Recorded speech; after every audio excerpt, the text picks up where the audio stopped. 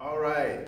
Hey, ladies and gentlemen, thank you for joining us. This is our very first live recording of RN Cliff Notes. So we're in the classroom with students who were gracious enough to allow us to record. So thank you guys. And here we go. So what we want to talk about today, fundamentals of electrocardiogram. So when we talk about electrocardiogram, bear in mind, we're talking about our ECGs, you've heard that before, and EKGs. By the way, ECG, right? Electrocardiogram, but then EKG means the same thing. ECG is the American way of saying it. EKG is the German way of saying it, right? So we've borrowed that, we've adopted that from the Germans, EKG. Okay, so here we go. All right. So the first thing is we want to talk about the basic protocols of an EKG or ECG. We want to ensure that no one has a cellular phone in the vicinity. This is why you see those signs outside of the ICU or the ER, right? To turn your cell phone off or to not bring it out to the unit. Why? It can disrupt our telemetry as we're monitoring our patient's EKG tracings, okay? Next thing is, do not allow the electrical cord to run under the patient's bed. When you have an extended electrical cord, it can tend to act like a radio antenna and cause artifact in your readout. And when we say artifact, you can think of like an earthquake, right? An earthquake seismograph readout that started to do what? Get kind of wild, right? So instead of having nice clean lines on your EKG, you have like distortion. That's artifact, okay? So run the electrical cord somewhere else, but not directly underneath your patient. The sensors can actually pick that up. Then now, the other thing, educate your client about holding still because movement itself causes artifact. So not just the client, but also the rest of your team. You don't want them bumping into the client's bed. As they bump into the bed, that causes artifact, right? Or your patient sneezes and you see artifact, yes? All right, so now, so I had the students here indicate what colors would go where in terms of EKG lead placement in general. And we're talking about basic EKG placements here. We're not getting into the V leads, but your basic 3 lead or something like that, right? So the way our statement goes is white on the right, smoke over fire. Some people add there's snow on top of the mountains and green grass. Okay, so let's walk through that.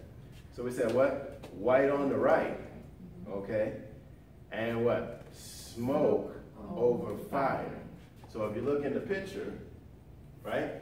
White on the right, the snow-capped mountains, right? And then what? The black smoke over the red fire, okay? And then we said the snow caps over the what? Green grass down here. Okay, great. Then now, the one that goes in the middle, near your heart, right? That's the brown lead. By the way, I've had students ask, why is the brown lead the one that goes over the heart? And here's why, right? Of course, this is the Mr. Davis theory about it. So, right, why? Because heart is actually, the word heart is an anagram for the earth, right? When we dig into the earth, in the ground, what color is the dirt? Brown. If you rearrange the letters for heart, you spell out what? Earth. Yeah, right. Yeah, so the brown lead goes to the heart, the earth, right? Okay, now, here's the next thing we want to know about. We want to know how to read EKG paper, okay? So, you see these boxes, and now, let me write on it because this all tends to kind of run together. Let's start with the smallest box first. So if you see here, the tiniest box, right? One box is actually 1 millimeter. Those little boxes are 1 millimeter square, and they represent, going across here at the bottom, 0.04 seconds. 0.04 seconds. Okay? But now, let's do a little math so that this makes more sense to you. So I'm going to scribble on the screen. And whenever I write on the screen, the students are like, hey, what are you doing? Can't write on those people's screen. Like, you pay good money for the screen, I'm going to write on it. Yeah. So here we go, right? If we had, let's say we were doing just basic multiplication. And we did, right, 4. And hopefully you can see this in YouTube land. 4 times 5. 4 times 5 would give us what? 20. So 4 times 5 would equal 20. And here. So now, keep this in mind. What are you trying to get on the camera? No, I want to move it because it's kind of... Oh no, it's good. You got it. We good. So, this is live, okay? Now, 4 times 5 is 20, right? Yes. So here we go. So if we say 0.04, okay? But now, wait a minute. This is 0.04. And notice this darker box right here. If you just focus in on that box, let's see if we got something that can write a little better. This pink line is darker than the other lines.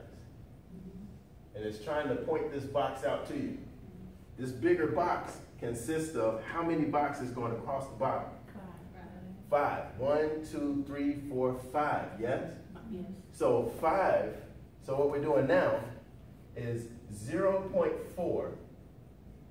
0.04 times 5 equals what? 0.20, 0.20 seconds. That's what we were getting at the 4 times 5 earlier. So did that make more sense to you? So if you go 0.04, but times 1, 2, 3, 4, 5, you wind up with 0.20 seconds. So that helps us in terms of counting pulse rates. We got to get into that, how to count those pulse rates, but we'll come back to that part. All right? So now we see it. So that helps us out. Now, notice that these measures are in what? Time, going across the bottom. But then going up the side vertically, that represents energy. So energy, how much energy it is going vertically, and how much time it takes is going across. So that's the basics of EKG paper. And the small little boxes help us count pulses just like the large boxes do. And that's a couple different methods to that, okay? And we'll break that down to you in just a bit here.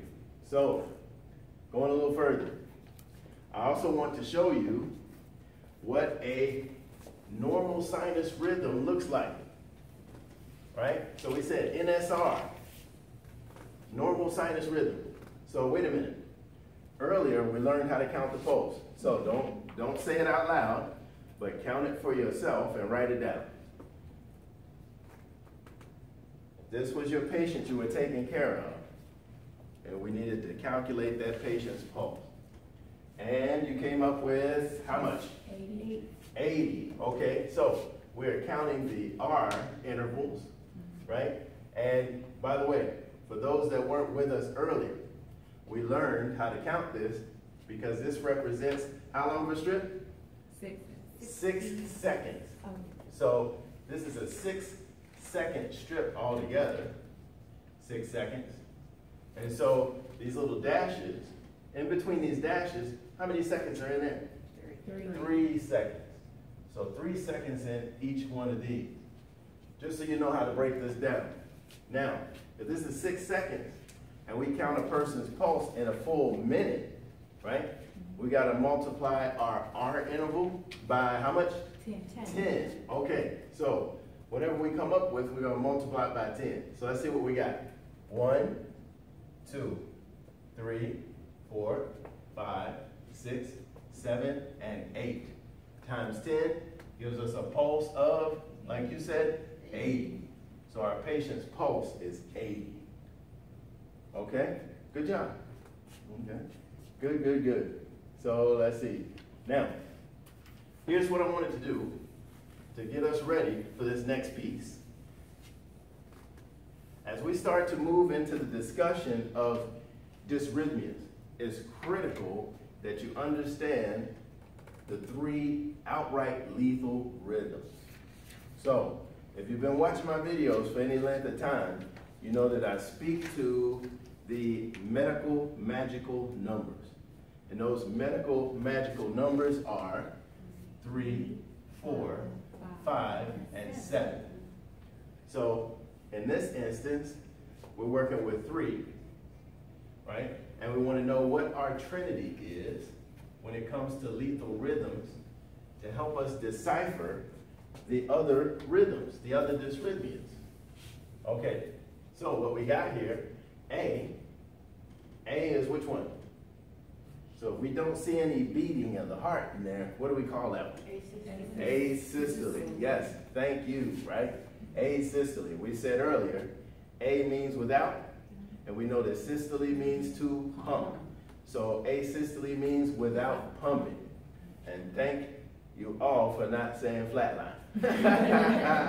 Holy moly, you kidding me?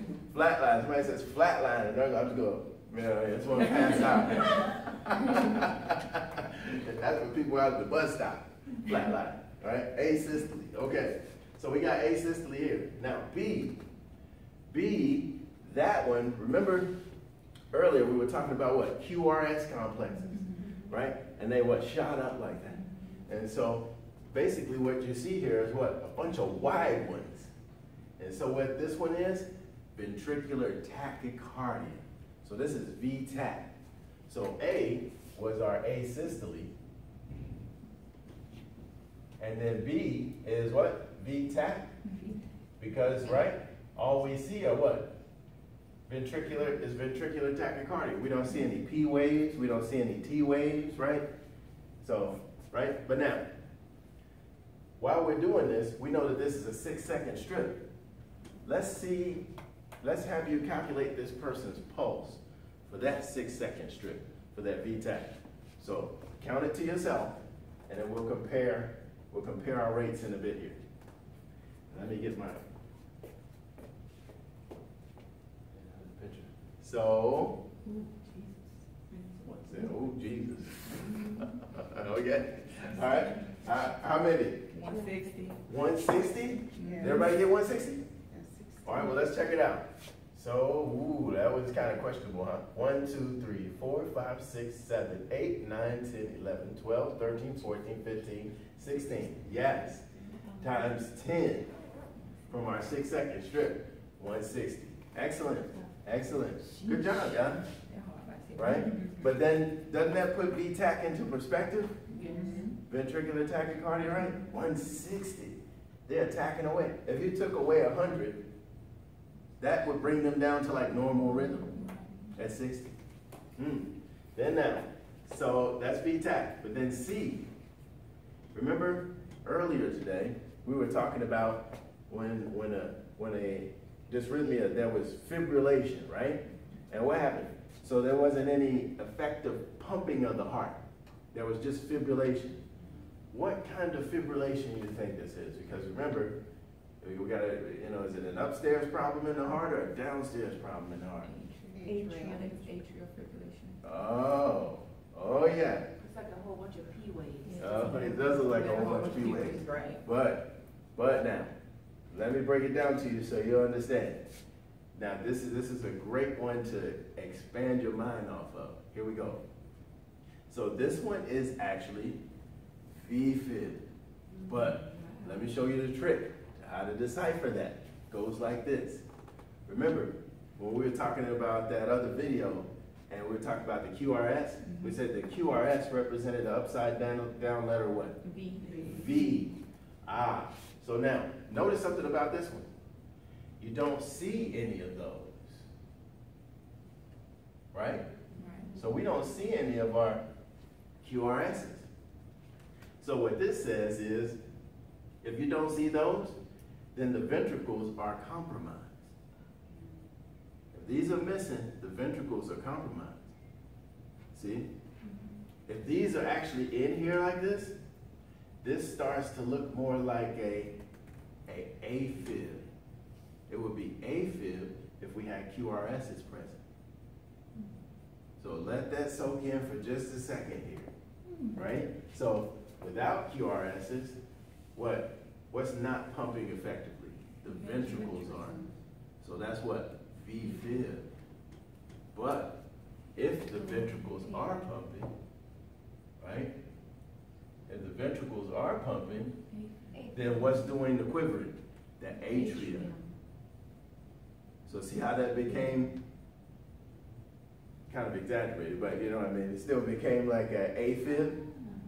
So it's the atria quivering that time. Why? Because the ventricle is doing what it needs to do. So we've got that upside down capital letter V going. Does that make sense to you? Okay, great.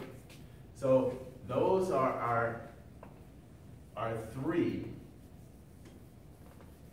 lethal rhythms that we need to know about. And by the way, these are the ones that when you put an AED on your patient and it says shock advised, these are some of the ones that it's picking up on when you see shock advised, right?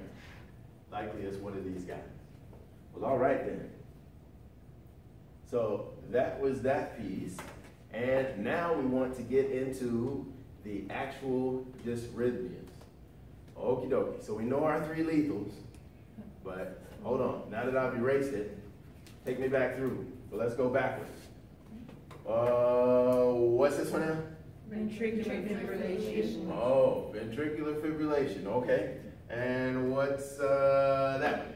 Asystole. Asystole. Okay, great. And this one? Tachycardia. VTAC. Oh, wait a minute. Then what is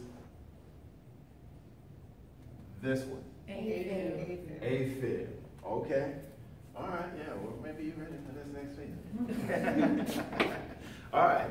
Stay tuned, guys. We're getting into dysrhythmias. We're live on campus.